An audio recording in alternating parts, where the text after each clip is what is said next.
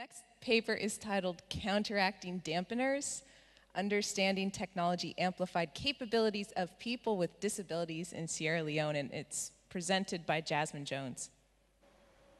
Hello, my name is Jasmine Jones. I'll be presenting on Understanding Technology Amplified Capabilities for People with Disabilities in Sierra Leone, and with my co-author, Joyojeet.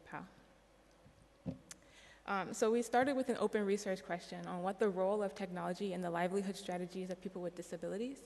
Through this presentation, I'll give a brief background about the theoretical perspectives that we used for this study, the methodology, and I'll illustrate the findings through a couple of explanatory cases, and then discuss the implications of this work. So a few critical perspectives that we used to address this question were first the social model of disability.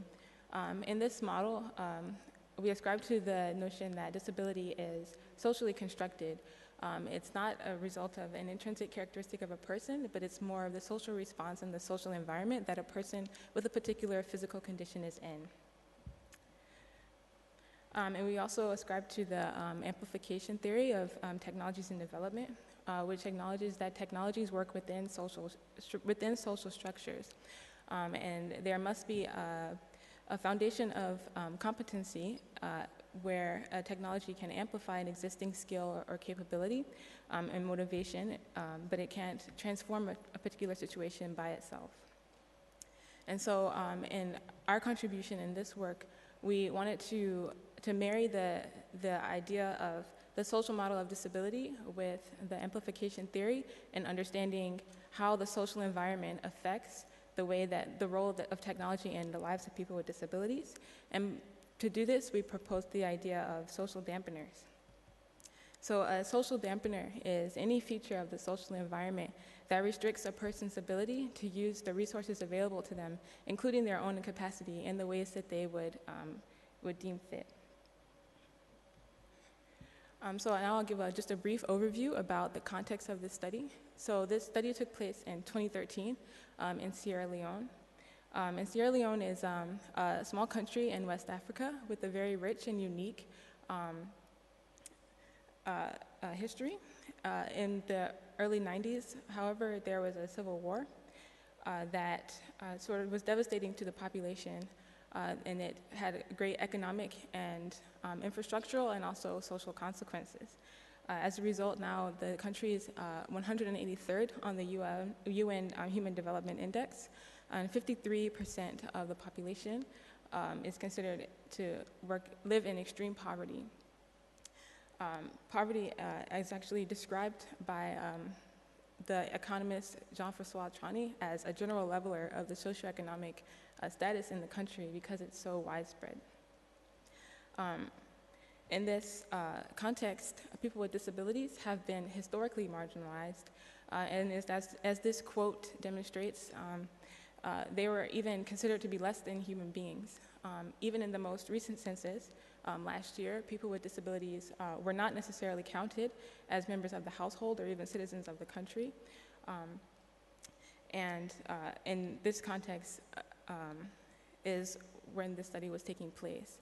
However, as a result of the war, the issues that were facing people with disabilities became heightened. There was a heightened awareness around them.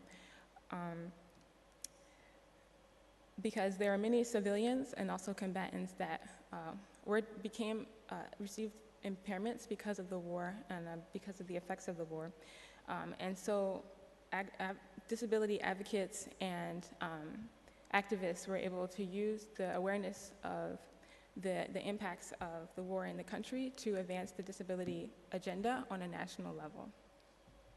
And one of the components of their advocacy was to promote a technology as a basic right that was needed to secure access for people with disabilities.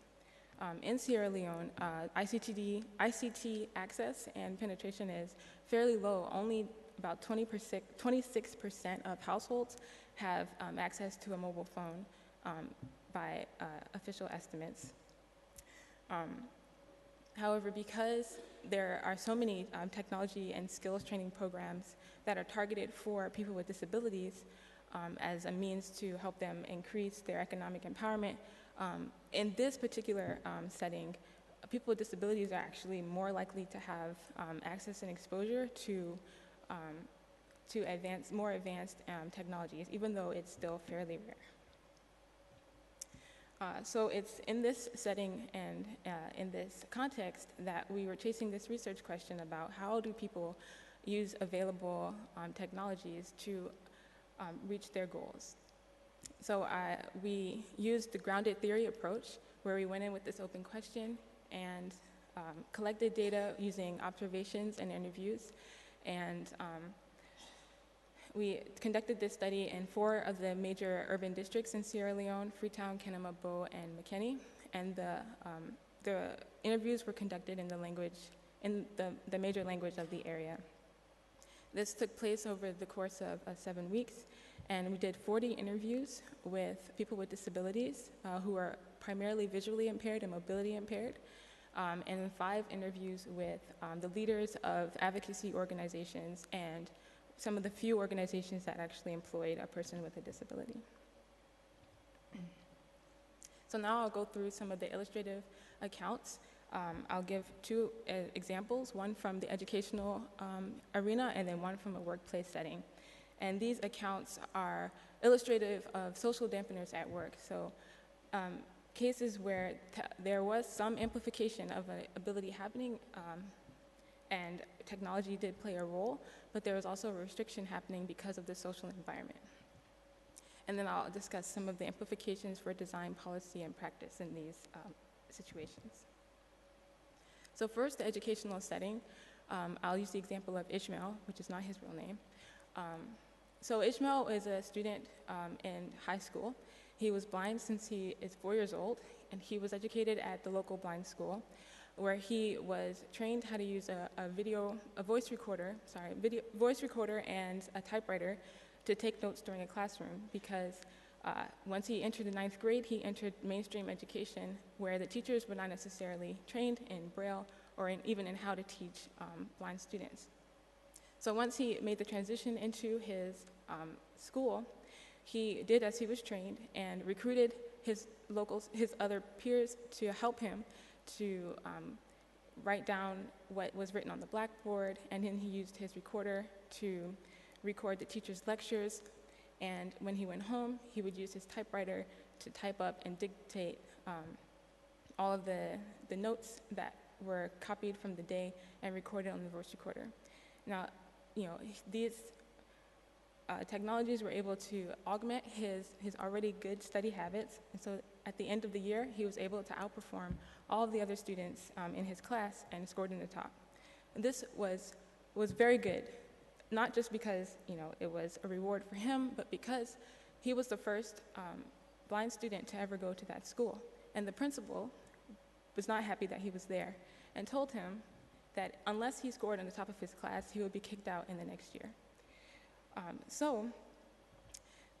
He performed well because he had access to these technologies. However, his performance cost him something. The next time, the students found out that he performed so well, this was a competitive environment, so they stopped helping him. So the things to notice in this scenario were that amplification had a social cost. Ishmael had these technologies, and he was able to use them towards his goals. However, it cost him his social support.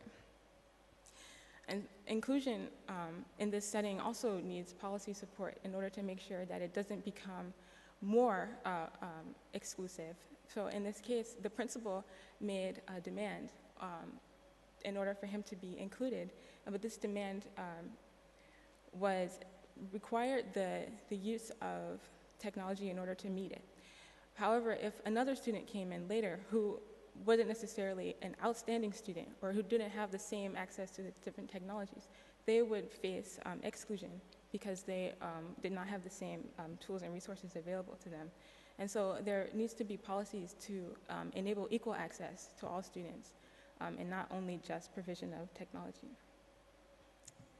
So the second setting that I'll use is the workplace setting. So Mohammed is a government employee, and he he owns the second highest position in his department, and he got there because he had a very rare skill set for network management. But this scenario is unique because Ishmael had childhood polio, and therefore he can't walk. His workplace is completely inaccessible, and he's the only reason that he was able to gain access to that workplace was because he had this unique skill set that they needed. And so the possession of this skill set where he was able, that none of his other coworkers had, he felt changed their perception about people with disabilities so that he was given access to this workplace. And he also gained a level of respect that he wouldn't have had otherwise because he had these technology skills and the ability to use this technology in a particular way. So in this setting, we noticed that the digital divide in this case was advantageous because he had access to a particular skill set and a particular level of technology that his coworkers did not. And as a result, he was able to leverage this to gain access to a place where he would have been otherwise excluded. So this is something to wrestle with in ICTD when the goal is, technology democracy and equal access.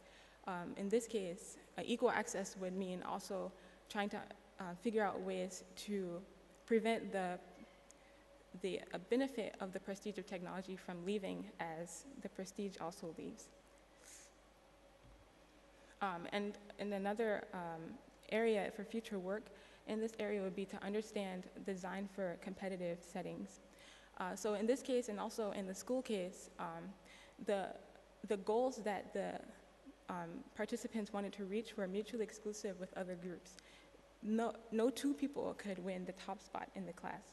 But we don't really have really good ways to sort of support people's competition with other people as they are both working towards certain development goals.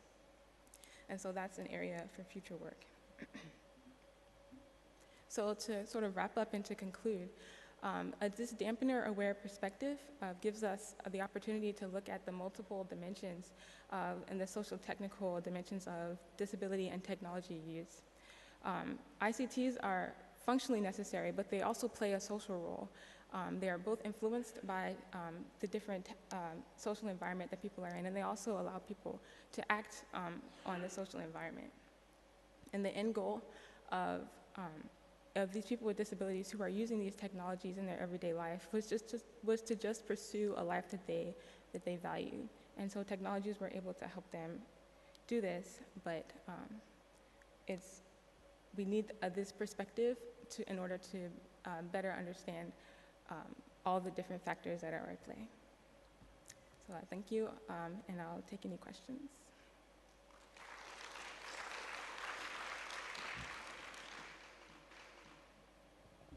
We have 10 minutes.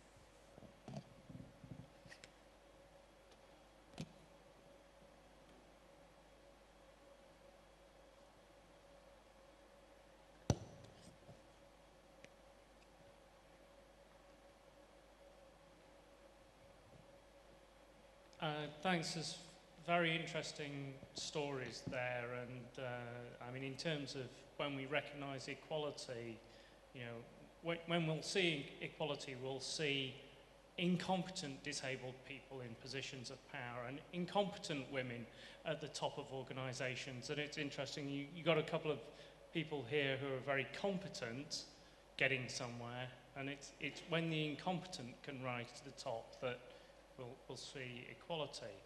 But I was a bit concerned that we're kind of getting into a very individualistic perspective on what might development be, and people have suggested that the capabilities perspective can be rather individualistic. So I'm just interested in those comments about, only one person can come top of the class.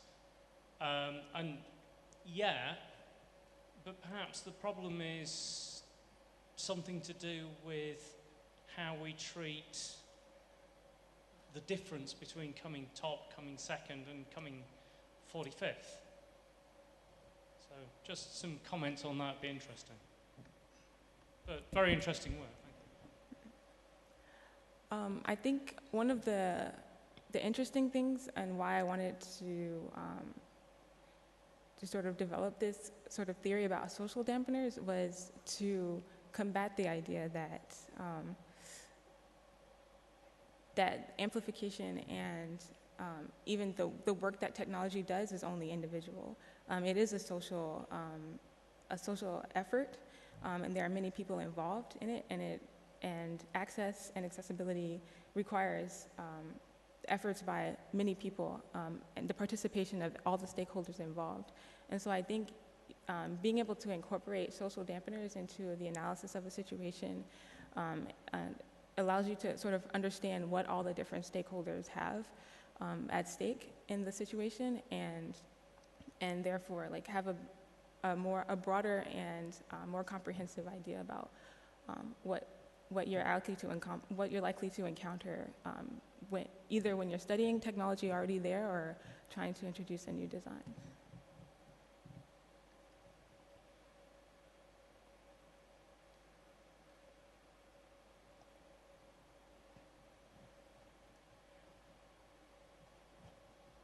Hi, thanks. Did you get a sense of a relative dampening effect between the different types of disability? I guess when you say relative dampening, you mean did the same situation have the same effect on different disabilities? Yeah, was it stronger with vision impairment versus a mobility impairment? I would say perhaps not as a blanket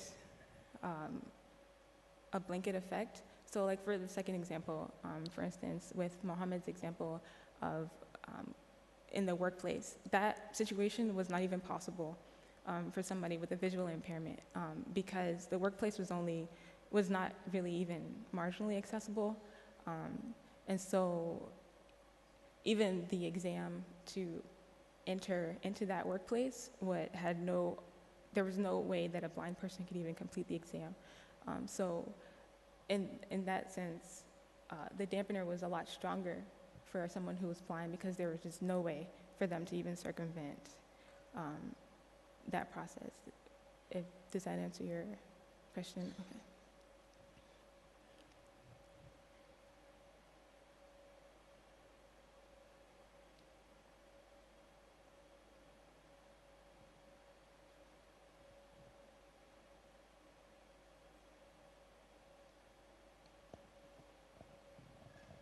Any additional questions?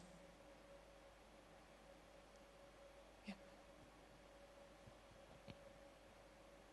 Yeah, thank you for the talk. Just looking at the pictures, it seemed like working with a relatively urban places and the elite population. I wonder how these ideas manifest in more rural areas, and if you've worked, if you can comment on that. So I did conduct most of the interviews in urban districts, but many of the people had migrated from rural areas, and so I think it was pretty much the same. I think maybe one thing that would have been different is how quickly people's opinions would change. So say for instance, another example of sort of technology use affecting social attitude was just people when, like say a blind person was walking down the street and they happened to pull out their phone out of their pocket and use it to answer a call or make a call. They would get a lot of curious stares and questions about like why did they even have a phone? How could they possibly be using it? And since there was a greater concentration of people with disabilities in urban areas, people were more likely to actually have that encounter and get those questions answered and, see many people, and rather than, just maybe one person every few months. And so it was more likely that perceptions would change in an urban area than a rural area. Hey, Jasmine, right here. So I really find a lot of value in this dampener-aware perspective. It reminds me of Sen talking about contingencies, and it also makes me think about Paul Farmer's Pathologies of Power, and he talks a lot about contingencies, but he also says that all of these dampenings and contingencies are because people in power make decisions. They're not always just about bad luck, basically. And so I wonder if there's space for that kind of power-aware perspective, or if that's just beyond the scope of these technologies. I think, yes, there's definitely room for a power-aware perspective because dampeners come from somewhere. And I think they're social dampeners, so they're not just sort of already in a situation, they're a direct result of the other people. But they can also be infrastructural, and so, depending on the level that you're looking at, the power in the situation, or the politics at play, you could definitely incorporate that into the perspective.